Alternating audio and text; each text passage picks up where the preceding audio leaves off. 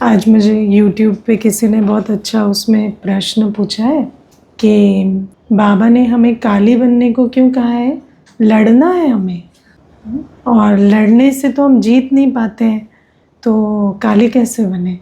अब बाबा सब कुछ समझाता है लेकिन फिर भी है ना, हमारा बुद्धि कैसे काम करती है? काली सुना तो सीधा चले जाएगी लड़ना है ना। बाबा क्या कह रहा है उसका अर्थ हम नहीं समझना चाहते, तो ये बहुत बड़ा एक विघ्न होता है ज्ञान समझने में, क्योंकि हम जिन शब्दों को जिस रीति से समझते आए हैं और फिर जब बाबा हमें वही शब्द यूज़ कर कर कुछ समझाना चाहते हैं, क्योंकि देखो बाबा कोई नई भाषा तो इजाद नहीं करते ना, भाषा तो वही रहती है, लेकिन बाबा हमें उसका अर्थ समझाते हैं।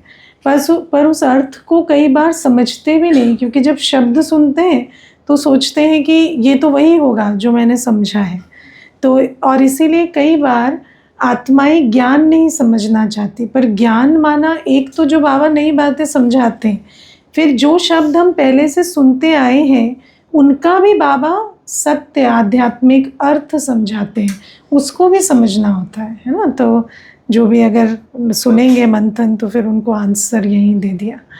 और हाँ जी, Because it's a fight within, so you have to have the powers. नहीं, जब आज बाबा काली कह रहे हैं ना, तो बाबा कह रहे हैं कि मैं आत्मा अपने इतने पवित्रता के बल स्वरूप में रहूं, मेरे अंदर शिव शक्ति की मुख्य क्वालिटी क्या है? प्योरिटी। तो मेरे अंदर इतनी प्योरिटी हो कि मेरी प्योरिटी से किसी और के भी पतित संकल्प परिवर्तन हो सके। जैसे आज भी हम मूर्तियों के सामने देखते हैं ना कि कोई विकारी पतित भी जाते हैं तो उनको उनके सम्मुख पतित संकल्प नहीं चलते। तो बाबा कहते हैं जो संहारी होते हैं वो शिकार नहीं बनते, है ना। तो आपका स्वरूप ऐसा हो कि आपके प्रति किसी के विकारी संकल्प ना चले, भला आत्मा का विकारी संस्कार हो पर आपके सम्मुख आए तो उनके वो संकल्प परिवर्तन हो जाए, उसको कहते हैं बाबा काली स्वरूप। माना जो संहार है वो कोई शरीर का नहीं हो रहा, कोई ऐसे नहीं कोई व्यक्ति आया तो उसको घात पहुंचा दिया या उस पर कोई त्रिशूल चला दिया, नहीं, लेकिन उसके संस्कारों को ऐसा घात हो जाए कि वो आत्मा अपने उन संस्कारों को मर्ज कर दे आपके सम्मुख, तो ये होता है काली स्वरूप, है ना। लेकिन काली स्वरूप कैसे होगा? बाबा कहते हैं जो बाबा पर पूरा बलिहार जाते हैं उस पर अपने पुराने संस्कार सब बलिहार करते हैं, ये नियम है। जब हम संपूर्ण स्वाहा जाते हैं, एक संकल्प भी मनमत पर नहीं, है ना, जो बाबा ने कहा वही संकल्प चले, तब जाकर हमारे अंदर इतनी पवित्रता का बल भरता है कि कोई भी आत्मा आएगी तो भल वो नुकसान करने आए या कैसे भी। मैं आपको एक अनुभव सुनाती हूँ। एक बार एक जो गैंगस्टर्स होते हैं ना, तो गैंगस्टर्स का एक ग्रुप था लॉस एंजलिस में जो एक्टिव सबसे बड़ा गैंगस्टर्स का ग्रुप था, तो उनकी किसी ने सेवा करने के लिए प्रोग्राम रखा, ठीक है। तो एक दीदी को बुलाया गया, ब्रह्मा कुमारी दीदी को, जेनीस बहन को बुलाया गया। तो फिर उन्होंने, अब वो है तो आत्मा ना, तो हम तो जहाँ पर भी हमें अवसर मिलता है वहाँ तो ज़रूर पहुँचेंगे, क्लास कराएंगे। तो सब बैठे थे और दीदी बहुत प्यार से उनको क्लास करा रहे थे, तो और वो सुन भी बहुत प्यार से रहे थे, क्योंकि होती तो आत्मा, आप किसी को भी बहुत लॉन्ग टर्म में ऑब्जर्व करें ना तो आपको फील होने लगता है कि फाइनली सब आत्मा ही है सबके अंदर हर प्रकार का संस्कार होता है, हर एक आत्मा ओरिजिनली पवित्र ही होती है, शांत ही होती है, बाकी संस्कारों की लेप छेप किसी में किसी रूप की होती है। तो जब उनको क्लास करा रहे थे तो अचानक किसी ने उस सभा में, एक ऐसे ही गैंगस्टर ने पूछा दीदी को कि आपको हमसे डर नहीं लग रहा क्योंकि उन्होंने कभी ऐसे अनुभव नहीं किया था कि कोई उनसे, जब भी कोई सामने आता है तो डर का उनका ये एक्सप्रेशन होता है। तो दीदी कहते नहीं, हमें क्यों डर लगेगा, आप मेरे भाई हो, मुझे क्यों डर लगेगा, आत्मा भाई हो आप। तो कहते हैं नहीं, मेरे को ये तो सरप्राइजिंग लग रहा है, पर उससे भी ज़्यादा सरप्राइजिंग लग रहा है कि हमें भी अच्छा लग रहा है। तो आप सोचो कि आपकी स्थिति कितनी अन्य आत्मा पर प्रभाव डाल सकती है। देखो, कई बार हमें कौन सी बात हमारे अनुभव में नहीं होती जो हमने प्रयोग नहीं की होती, है ना। ये कंप्लीटली पॉसिबल है, सत्य है, लेकिन हम स्वयं वो स्वरूप बनते नहीं, तो उसका एक्सपेरिमेंट कैसे हो।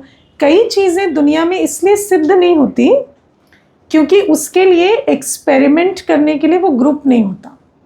मैं आपको इसमें एक बात बताती हूँ। एक JNU के पास ना एक नेशनल जेनोम रिसर्च इंस्टीट्यूट है, शायद जेनोम रिसर्च है कुछ। तो वो लोग प्लांट्स पर काम करते हैं, प्लांट रिसर्च पर। तो उनकी एक एसोसिएट प्रोफेसर होती थी, वो आती थी। तो जब हम वाइब्रेशंस की बात कर रहे थे तो उन्होंने मुझे कहा कि हमारे इंस्टीट्यूट में ऐसी रिसर्च हुई है कि जो प्लांट्स होते हैं वो फियर को, एंगर को रेस्पॉन्ड करते हैं। तो जैसे आप अगर उनके आसपास जो एनवायरनमेंट है वो एंग्री है या डर वाला है, तो उनके अंदर कुछ हम ऐसे मूवमेंट्स, ऐसे रिस्पॉन्स चेक किए हैं जो पता चलता है कि प्लांट्स ह्यूमन वाइब्रेशंस को रिस्पॉन्ड करते हैं। तो मैंने उनको पूछा कि अच्छा, तो प्लांट्स फियर को रिस्पॉन्ड करते हैं, एंगर को, लव को नहीं करते?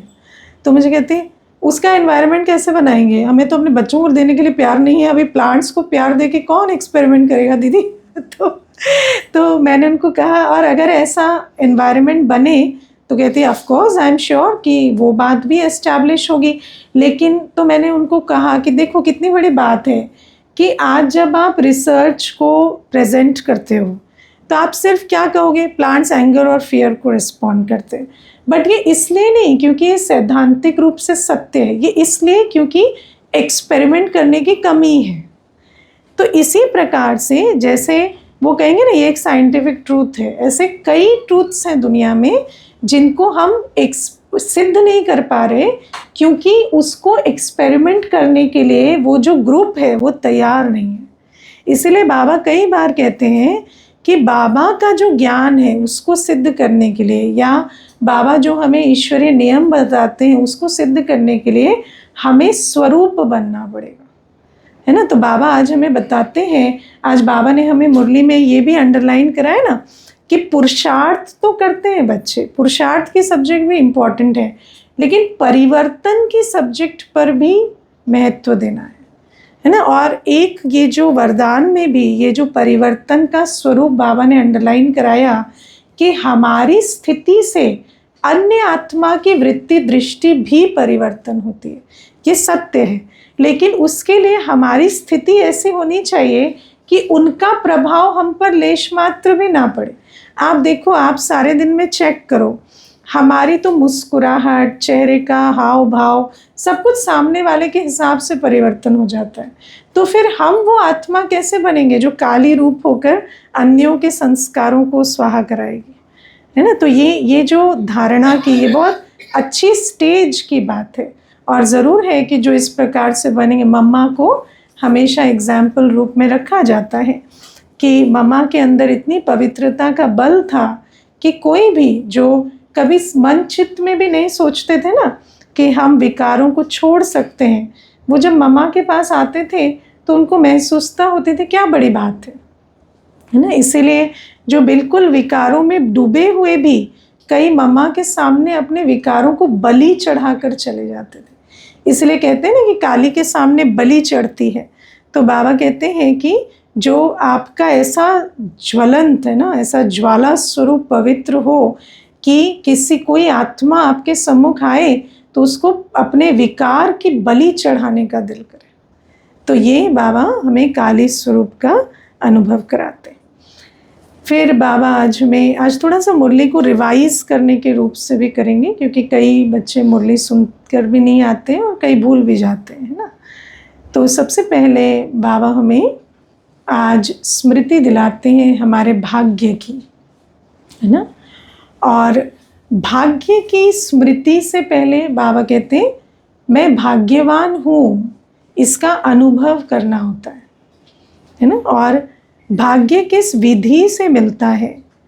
तो बाबा कहते हैं बाबा भाग्य विधाता है, भाग्यदाता है, और भाग्य मिलता है बाप को जानने से, मानने से और बाप को अपना बनाने से, है ना।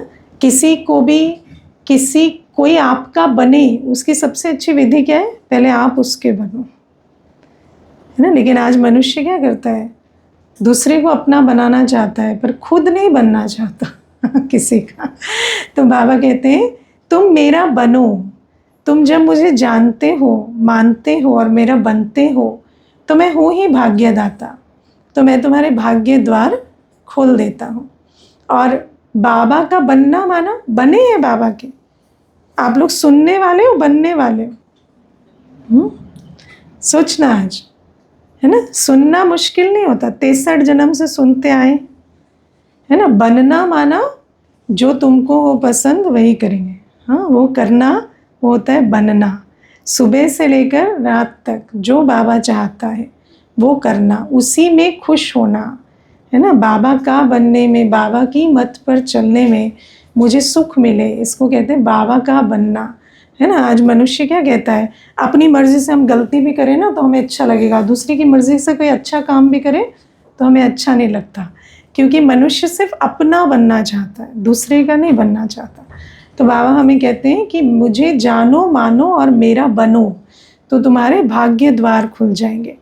और बाबा कहते हैं भाग्य क्या होता है ना। तो दुनिया में तो समझते हैं किसी के पास बहुत धन है ना, हेल्थ है, रिलेशनशिप्स है, तो वो भाग्य है।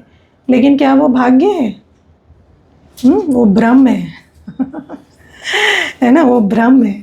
क्योंकि वो तो भ्रम तब तक अच्छा लगता है जब तक बना रहता है, जैसे ही टूटता है तो बहुत दुख देता है। तो वो भाग्य नहीं है, वो तो भ्रम है। क्योंकि इस संसार की कोई भी प्राप्ति अविनाशी नहीं, है ना। इस दुनिया में कुछ है तो वो भी कल नहीं रहेगा, इसलिए उन चीज़ों को गिनना नहीं होता है अपने भाग्य में। अगर कोई चीज़ है तो इसलिए है ताकि हम सफल कर सकें, है ना। बच्चे हमारी सुनते हैं तो क्या करना है? उन बच्चों को बाबा का बनाना है। धन है तो सफल करो, तन है तो उसको स्वाहा करो ईश्वरीय सेवा में, है ना। मन अच्छा है, आज देखो दुनिया में कितने मन के रोग हैं मनुष्य को।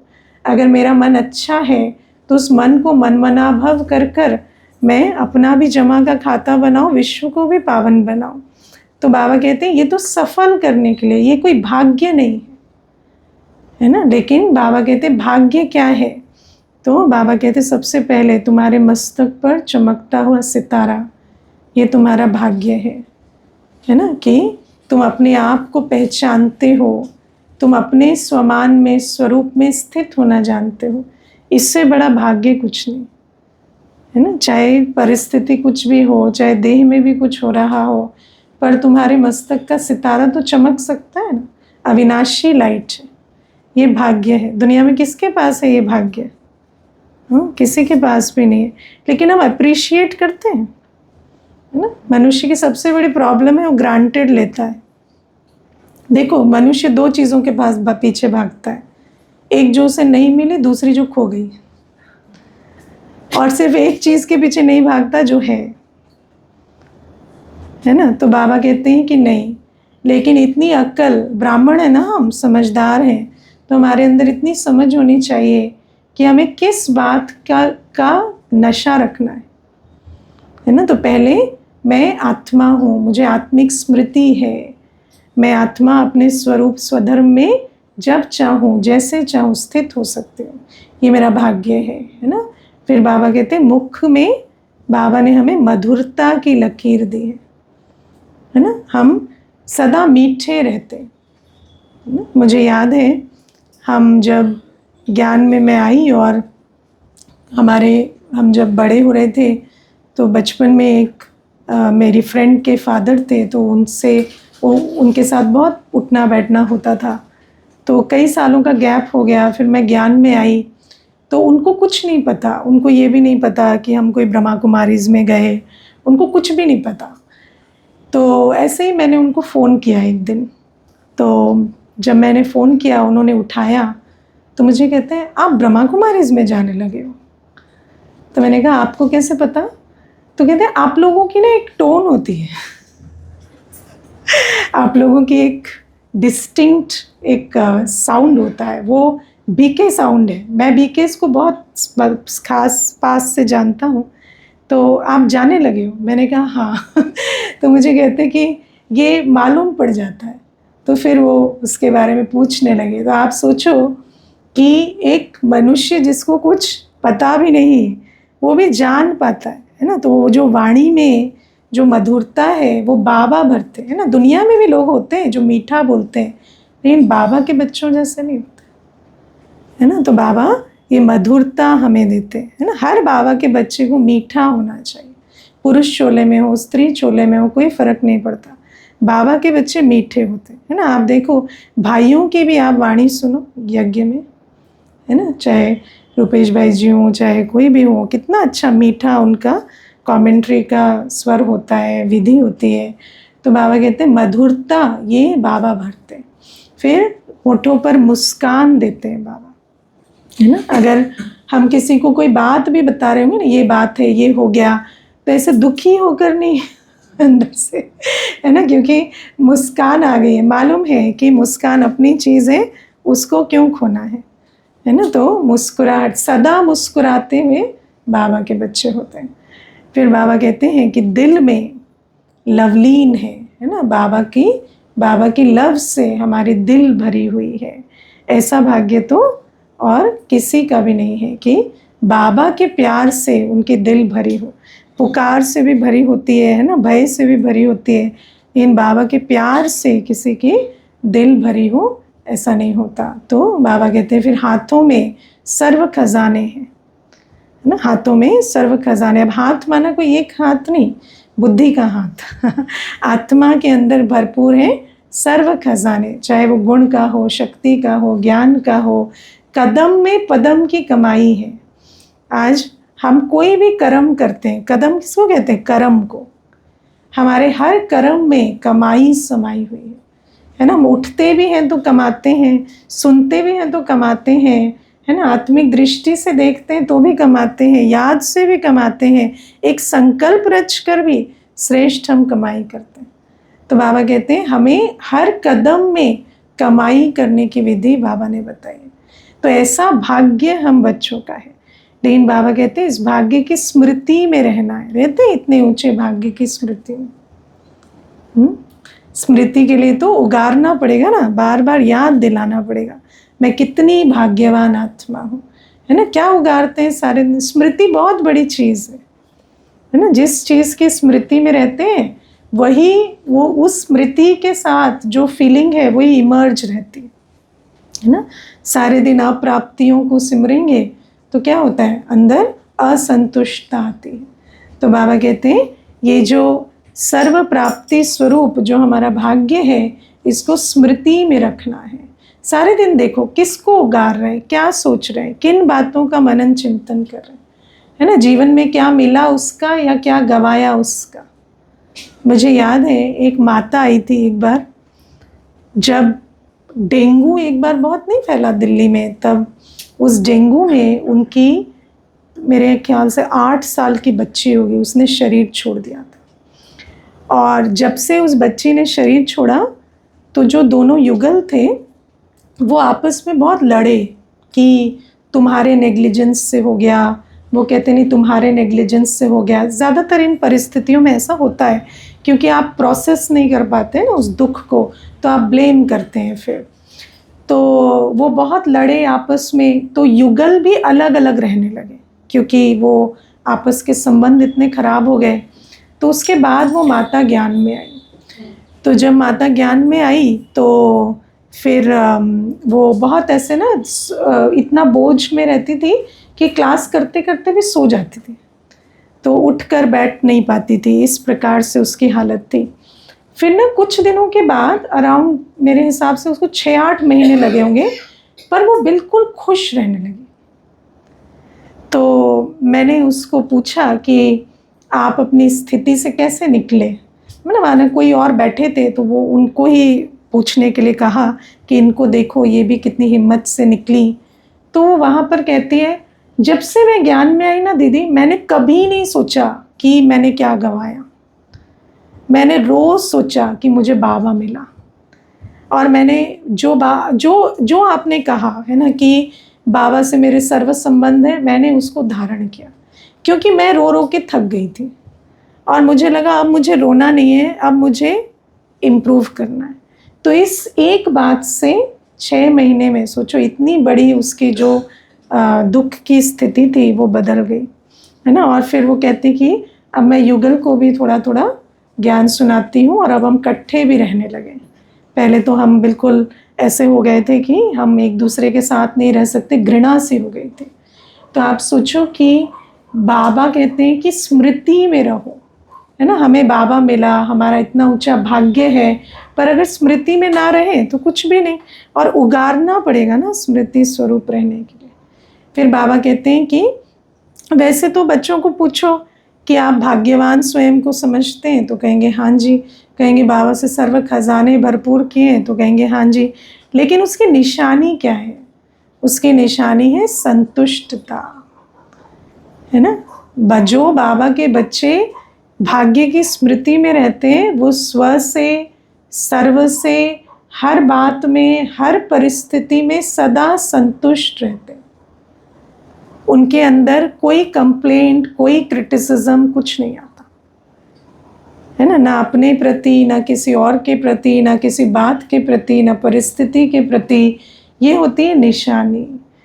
असंतुष्टता किसी की वजह से नहीं होती। असंतुष्टता का बीज होता है अप्राप्ति, अंदर, है ना। अंदर जब अप्राप्ति का अनुभव है तो असंतुष्टता होती है।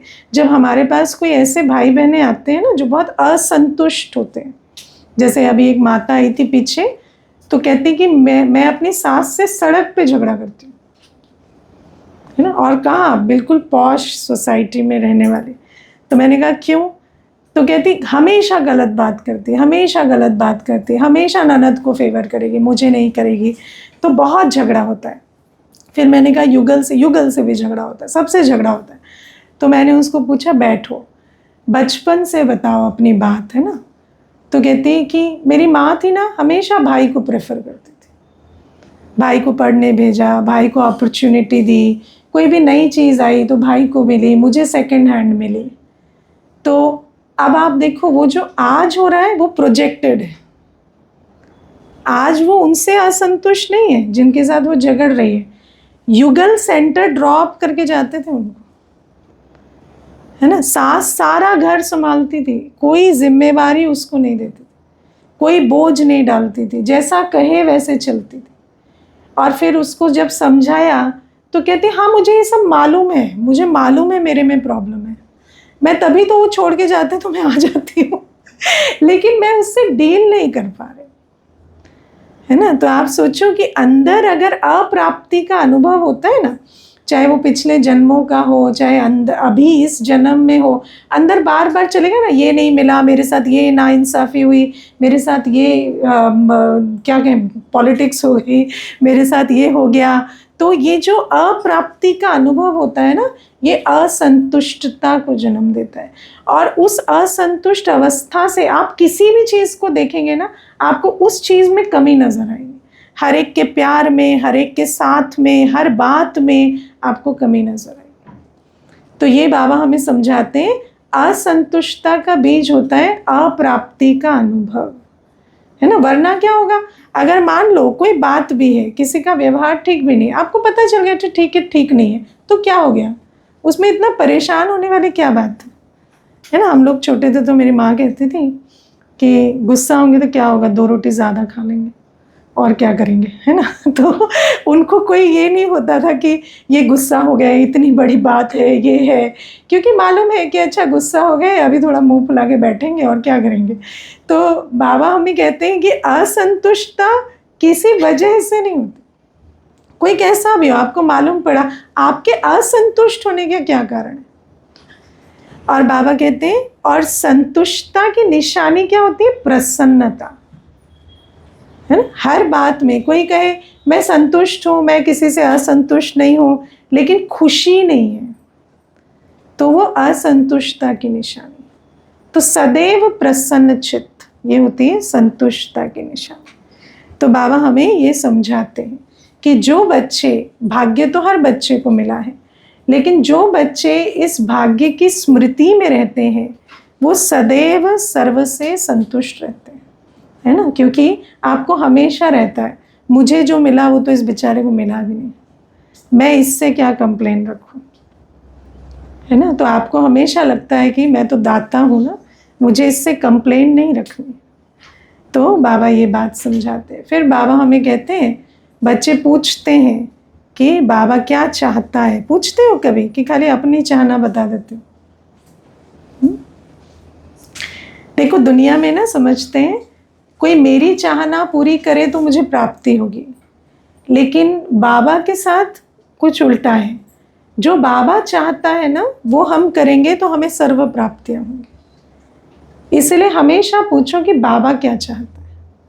तो जो बाबा चाहता है वो आप करेंगे तो प्राप्ति आपको होगी, है ना। तो बाबा कहते हैं मैं क्या चाहता हूँ, मैं चाहता हूँ मेरा बच्चा सदा स्वराज्य अधिकारी बने, सदा स्वराज्य अधिकारी, मालिक बनकर कर्मेंद्रियों से कर्म कराए। बाबा कहते हो ना, मेरे हाथ मेरे पैर मेरी आँख मेरे कान मेरा मुंह, है ना। और मन बुद्धि संस्कार के लिए भी कहते हो मेरा मन मेरी बुद्धि।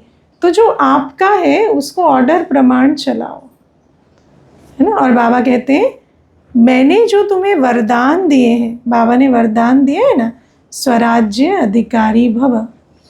तो बाबा कहते हैं वो जो वरदान है वो सदाकाल का है। अगर तुम उस वरदान को स्मृति में रखोगे तो तुम सदा स्वराज्य अधिकारी बन सकते हो। दुनिया में समझते हैं कि कुछ समय तो ऑर्डर प्रमाण कर्मेंद्री को चलाएंगे, लेकिन हमेशा थोड़ी हो सकता है, हमेशा मन हमारी बात थोड़ी मानेगा। लेकिन बाबा कहते हैं मैंने तो तुम्हें सदा के लिए वरदान दिया है, तुम भूल जाते हो, है ना। तो जब याद रहेगा ना कि मेरा वरदान तो आदि से अंत तक के लिए है, तो तुम सदैव स्वराज्य अधिकारी बनकर कर्तव्य करेंगे। हाँ, करते हैं स्वराज्य अधिकारी होकर कर्तव्य। मन में आ जाता है, ध्यान भटक जाता है, मुंह से निकल जाता है ना, हाथ भी उठ जाता है, हाँ, मूड अपसेट हो जाता है। इनको कहो ना ऐसे काम ना करें, है ना। बाबा भूल जाता है क्योंकि परिस्थिति ऐसी है। तो भूल ही गए ना कि मैं कौन हूँ, बस वो ऐसा है, परिस्थिति ऐसी है, पर मैं कौन हूँ, मैं तो मालिक हूँ ना। तो मैं जैसा चाहूँ वैसा चूज़ कर सकता हूँ, इसको भूलो नहीं, है ना। हमें आत्मा का ज्ञान, आत्मा को सीट पर बिठाने वाला बाबा है। बाबा ने आत्मा का परिचय दिया है, तो बाबा ने हमें मालिकपन की सीट पर बिठाया है। और बाबा हमेशा हमें कहते हैं जो सीट पर बैठकर ऑर्डर देंगे ना उनका ऑर्डर सब मानेंगे, है ना। आजकल कई कहते हैं बच्चे बात नहीं सुनते, ये नहीं सुनते, है ना। एक माता कहती थी मेरा बच्चा मुझे गालियाँ देता है। तो मैंने कहा फिर आप क्या करते हो? कहती मैं रोती हूँ। तो मैंने कहा बहुत बढ़िया, बच्चा बाप बना हुआ है आपका वो गालियाँ दे रहा है, आप रो रहे हो, तो उसको तो यही पता चल रहा है ना कि वो जैसा करेगा वैसा आप फील करोगे। उसको ये थोड़ी पता चल रहा है कि मेरी माँ मुझे खाना खिलाती है, मैं इनके घर में रहता हूँ, मुझे इसकी बात माननी पड़ेगी, है ना। तो क्या है, अथॉरिटी छोड़ दोगे? आपको अपनी अथॉरिटी पता है? घर में भी रहते हैं, अरे बच्चे हैं, उनका रहना खाना सब आप स्पॉन्सर कर रहे हो, उनकी मजाल है वो आपकी बात न माने, लेकिन अथॉरिटी छोड़ देते हैं, है ना। तो फिर वो बात नहीं मानते, है ना। तो मैंने तो बचपन में देखा, अगर हम कहें ना हमें सब्जी नहीं खानी तो कोई सुनता भी नहीं था। मतलब वो उनको सुनाई दिया, आपको पता नहीं चलेगा, वो ऐसे बिहेव करेंगे जैसे हमने तो कुछ सुना नहीं। तो उसका नेक्स्ट ऑप्शन क्या है, नहीं ये नहीं खानी तो भूखे रहो। तो भूखे कितने देर रहेंगे, तो फिर वही खानी। तो आज हमें कोई पूछता है आप लोग को तो करेला भी खाना, तोरई भी खाना सब आता है, तो हमने कहा हमने सब खाया है हमारे पास कोई चॉइस नहीं थी, हमें नहीं मालूम था कि ना भी कर सकते, है ना। तो बाबा हमें कहते हैं अथॉरिटी में रहो, है ना। अगर आपको कोई चीखने की, चिल्लाने की, डांटने की ज़रूरत नहीं है। आप याद रखो आप कौन हो। अगर आपको याद है ना, तो सामने वाला आपकी बात सुनेगा।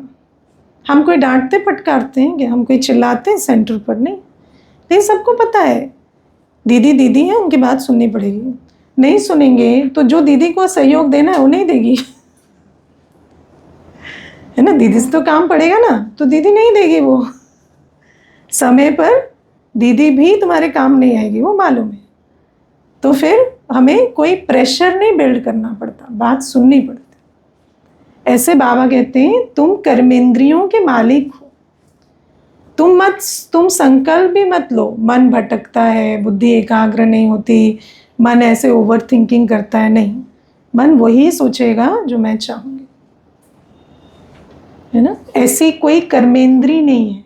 नींद भी ऐसी नहीं है जो मैं ना चाहूँ और आ जाए, है ना। मैं अमृत वेले उठकर बैठना चाहूँ तो मेरी आंखों को खुला रहना पड़ेगा, है ना। कोई चीज़, मानो आज आप चाय पीते हैं या कोई भी चीज़ करते हैं, ठीक है, चाय पीना कोई श्रीमत के विरुद्ध नहीं है, लेकिन ऐसा नहीं होना चाहिए कि चाय नहीं पिएंगे तो हमें, है ना, आलस्य आएगा। नहीं, हम जाग के रहना चाहेंगे तो चाहे हमें चाय कॉफ़ी ना मिले, चाहे पानी ना मिले हम रह सकते हैं। और ये बातें आपको स्वयं से करनी होती। जब स्वयं के साथ इस रूप से स्वराज्य अधिकारी होकर सीट पर बैठकर बात करेंगे ना, तो हर कर्मेंद्री बात माने। ये मुझसे नहीं होता, ये संस्कार है, ये हो जाता है, इस प्रकार से बात करेंगे तो वही कर्मेंद्री को मालिक बना रहे। फिर बाबा कहते हैं फुल स्टॉप लगाना सेकंड में अभ्यास करना है, क्योंकि अंत में 1 सेकंड का पेपर होगा, है ना। बाबा कई बार कहते हैं जब आपने प्रोग्राम दिया है स्वयं को कि मुझे 1 घंटे में 1 मिनट बिंदी बन बिंदी बाप को याद करना है, तो उस समय आपको कोई भी संकल्प और खींचे नहीं, चाहे वो सेवा का ही संकल्प हो, लेकिन वो भी नहीं खींचे, क्योंकि आपका फुल स्टॉप का अभ्यास बहुत इम्पोर्टेंट है। अंत में आपको सेवा का संकल्प भी धोखा दे देगा, है ना। तो सेवा का संकल्प सेवा के संकल्प लेने के समय लो, लेकिन फुल स्टॉप लगाने का अभ्यास जब आप अपने आप को, मानो घंटे भर में आपने 1 मिनट का प्रोग्राम दिया है कि मुझे फुल स्टॉप लगाना, बिंदी बन बिंदी बाप की याद में बैठना है, तो वो मैं लगा सकूं, उसका अभ्यास करना है। चाहे पहले पहले फुल स्टॉप लगाना, चाहे कॉमा लगा, है ना, फिर कंटिन्यू हो गया, लेकिन अभ्यास कर करके वो स्थिति बनानी, क्योंकि अंत में फुल स्टॉप लगाना पड़ेगा, है ना। फिर बाबा हमें कहते हैं विजयी भव का वरदान मिला हुआ है तुम्हें, उसको नहीं भूलो। और कैसे विजयी बनेंगे? कोई भी बात है, कितनी भी बड़ी बात है, जब मेरा बाबा कहा तो बाबा हाजिरा हजूर हो जाता। और जहाँ बाप है वहाँ जो संकल्प आपका है वो सफल हो जाएगा, है ना। आप देखो कितनी बड़ी बड़ी, हम ऐसे बहुत सारे इंसिडेंट सुनते हैं जहाँ पर कहीं प्रदर्शनी हो रही है, प्रोग्राम हो रहा है, पूरे टेंट लग गए, सब हो गया, फिर तूफान आ गया, बरसात आ गई, है ना, और उसके बाद सबको लगा कल तो इनका प्रोग्राम नहीं होगा क्योंकि बरसात आ गई, लेकिन सबको है अंदर, ब्राह्मणों के निश्चय है कि कल तो हमें सुबह ये प्रोग्राम होना ही है। तो मेरा बाबा कहा और रात भर लग के वो सब सेट हो जाता है, सुबह ऐसे प्रोग्राम होता है जैसे कुछ हुआ ही ना हो। तो बाबा कहते हैं क्यों? क्योंकि दिल से मेरा बाबा कहा, है ना। अगर बात के चक्कर में बाप भूल गया तो विजय नहीं होगी, है ना। कई तो ऐसे इतना बुद्धिजीवी बनते हैं कि ऐसा तो पॉसिबल ही नहीं है, ये तो कर भी लेंगे, वो तो पॉसिबल ही नहीं है, हम तो इतने अनुभवी हैं, हम जानते हैं। नहीं, बाबा कहते हैं बहुत बड़ी शक्ति है तुम्हारे साथ, ईश्वरीय शक्ति, लेकिन किसी भी संकल्प में कोई कमज़ोर संकल्प ना मिला हो, है ना। बस मेरा बाबा कहो, सफलता मिल ही जाएगी। और बाबा हमें कहते हैं हिम्मत रखनी है ना। एक तो बाबा हमें हिम्मत के विषय में कहते हैं कि जो हिम्मत रखेंगे उनको मदद मिलेगी, जब हिम्मत रखेंगे तब मदद मिलेगी, ठीक है। दूसरा बाबा कहते हैं ये हिम्मत रखने का युग है। आप जिस चीज के लिए चाहो हिम्मत रख सकते हैं। ये बहुत बड़ी बात है जो बाबा आज समझाते हैं। दुनिया में कहते हैं ना sky is the limit, sky is not the limit. आप दुनिया में अगर आप चाहो, आप संकल्प रखो कि मैं अमरलोक में चला जाऊं, तो वैसे थोड़ी जा सकते हैं। जब तक संगम युग ना आए तो नहीं जा सकते। पर बाबा कहते हैं कि अब तुम जो भी हिम्मत रखना चाहो वो हो सकता है। तुम चाहो कि मैं सुखधाम में चला जाऊं, सर्व प्राप्तियां मेरी हो, अप्राप्त नहीं कोई वस्तु ऐसी दुनिया में चला जाऊं, वो भी होगा। तो जिस बात की हिम्मत रखना चाहो तुम रख सकते हो, चाहे संगम युग में चाहे सतयुग में। तो ये इसको एज ऑफ पॉसिबिलिटीज कहते हैं ना। और कोई एज ऐसी नहीं है जहाँ सब कुछ पॉसिबल हो। इस समय सब कुछ पॉसिबल है। इसलिए तो हमारा जो स्थान है वो कहाँ है? कल्प वृक्ष की जड़ों में है ना। ये संकल्प सिद्धि के युग में बैठे हम। आप जो आपके ऊपर है, आप कैसा संकल्प रच सकते हैं। जो आप रच सकते हैं वो सिद्ध हो सकता है ना। आप चाहे मैं ईश्वरीय कार्य में सबसे नंबर 1 जाऊं, आप चाहे सबसे नंबर 1 योगी बनो, आप चाहे सबसे नंबर 1 सेवाधारी बनूं, सब कुछ बन सकता है ना। आप चाहे मैं सदैव शांत सुख स्वरूप बन जाऊं संगम युग में, वो भी बन सकता, सब कुछ बन सकता है ना। तो बाबा ये बात हमें समझाते हैं। फिर बाबा हमें कहते हैं अमृत वेले का महत्व हम बच्चों को याद रहना चाहिए। अमृत वेला वरदान का समय। बाबा वरदान देते, जो वरदान चाहो बाबा से ले सकते हो। ये बात स्मृति में रहती है, कईयों की स्मृति में नहीं होगा, है ना। कि बाबा ने ये वायदा किया है कि अमृत वेले जो वरदान चाहो वो बाबा से ले सकते हो, है ना। अब मन में तो आ रहा होगा कई वरदान, लेकिन लेंगे कैसे?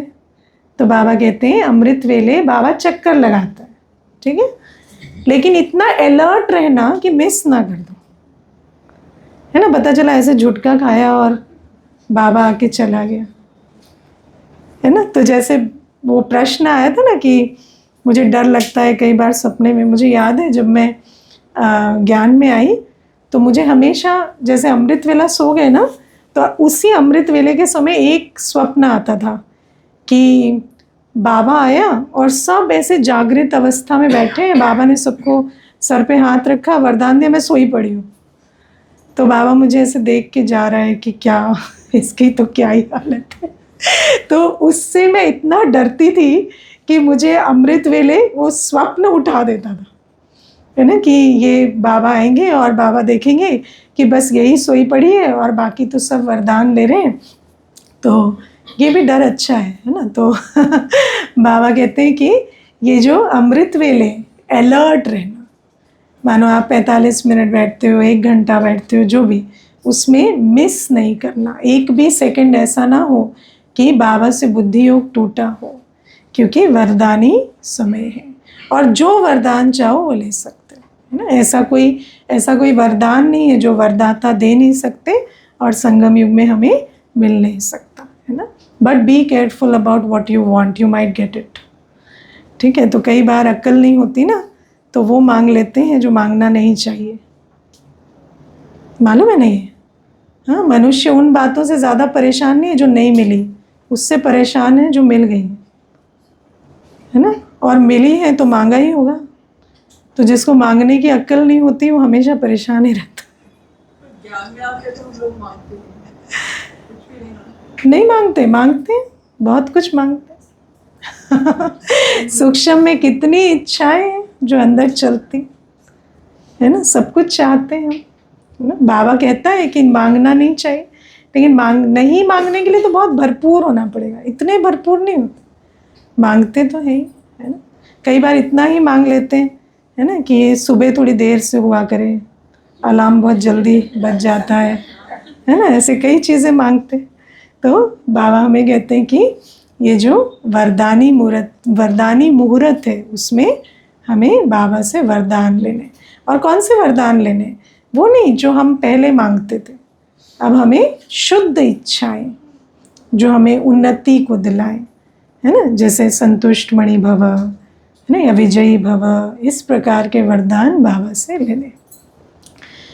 फिर बाबा आज हमें एक बहुत सुंदर विधि सिखाते कि रोज़ जैसे हम अमृत वेले स्वमान का अभ्यास करते हो स्वमान का अभ्यास। अमृत वेले रोज़ एक स्वमान लेना होता है, ठीक है। उस सीट पर बैठकर सारे दिन कार्य करना होता है। मानो मैं पवित्र आत्मा हूँ, मैंने आज ये स्वमान ले लिया सुबह, तो सारे दिन मुझे अटेंशन रखना है कि मेरी प्योरिटी की स्थिति रही। जो भाई जी हमेशा कहते हैं ना, एम आई पीसफुल, एम आई लवफुल, एम आई जॉयफुल, चेक करो। तो वो जो भी स्वमान आपने लिया, मानो मैं संतुष्ट आत्मा हूँ, तो मैं हर 1 आवर में चेक करूँ कि मैं सीट पर बैठे रही या कोई बात आई और मैं उतर गई। तो एक तो ये स्वमान लेना होता है। दूसरा बाबा कहते हैं कि रोज एक पुरुषार्थ करो कि किसी एक संस्कार पर भी अटेंशन दो, है ना। स्वमान तो बुद्धि में रहता है, अवेयरनेस की बात है। संस्कार कर्मों में आते हुए, मानो किसी का संस्कार है विस्तार में चले जाने का, ठीक है। जैसे बात करते हैं तो बात करते ही चले जाते हैं, बोलते ही चले जाते हैं ना। बैठे हैं तो पता नहीं चलता कब उठ के जाना है ना। बैठे हैं तो बैठे ही रहते हैं। तो बाबा कहते हैं कि उस संस्कार का ऑपोजिट, है ना, मैं सार में रहने का संस्कार इमर्ज करो और सारे दिन चेक करो मैं सार में रही, मेरे बोल, मेरा कर्म, मैं जहाँ बैठी हूँ उठी हूँ, सार युक्त रहा या एक्स्ट्रा हुआ, है ना। तो उसकी चेकिंग करो और धीरे धीरे आपको पता चलेगा कि वो यूज़ नहीं हो रहा। वो जो विस्तार में जाने का संस्कार है वो कम यूज़ हो रहा है और फिर एक समय आएगा जब वो बिल्कुल ख़त्म हो जाएगा, क्योंकि चेक करने से फिर अटेंशन रहता है। वो जो पुराना संस्कार है वो प्रयोग में कम आता है और धीरे धीरे प्रयोग में कम आते आते वो ख़त्म ही हो जाता है। तो इसको बाबा ने बहुत आज अंडरलाइन कराया कि कोई एक संस्कार को धारण करो, है ना। क्योंकि जब हम जाएंगे नई दुनिया में तो नई दुनिया के लिए सारे संस्कार हम यहीं से धारण करके जाएंगे। तो एक कोई संस्कार की धारणा पर रोज अटेंशन दो, चाहे मधुरता हो, चाहे धैर्यता हो, पेशेंस, है ना, एकदम रश ना करना, है ना। मानो दूध भी उफन रहा है तो भी आप पैरों से रश कर रहे हो, बुद्धि से रश करने लगे हैं। बुद्धि से रश करते, किसने छोड़ दिया, कैसे छोड़ देते हैं, कैसे करते हैं, क्या बात है, वो चलने लगता है। तो धैर्यता है ना। तो हर चीज़ में अपने आप को एक संस्कार पर अटेंशन दिलवाओ। और फिर बाबा कहते हैं इससे क्या होगा, अटेंशन में रहने का भी संस्कार बनेगा। क्योंकि आजकल क्या है, 63 जन्मों से अटेंशन का संस्कार नहीं है, तो किसी भी बात में अटेंशन देने में टेंशन होता है। लेकिन योगी जीवन तो कॉन्शियस लिविंग होती है ना। कॉन्शियस लिविंग में कांस्टेंट अटेंशन, वही विशेषता है। तो हमें अटेंशन में रहना भी नेचुरल लगेगा कि हम हमेशा कुछ ना कुछ अपने अंदर चेक कर रहे हैं, और वो अच्छी विधि है ना। फिर बाबा हमें कहते हैं मुरली मिस नहीं करनी, है ना। बाबा कहते हैं दूर देश से बाबा आके हमें रोज़ याद प्यार देते हैं।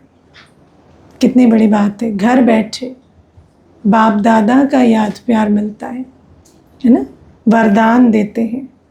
तो बाबा की मुरली मिस करना माना सिर्फ ज्ञान मिस करना नहीं होता, याद प्यार भी मिस करना होता है, वरदान भी मिस करना होता है।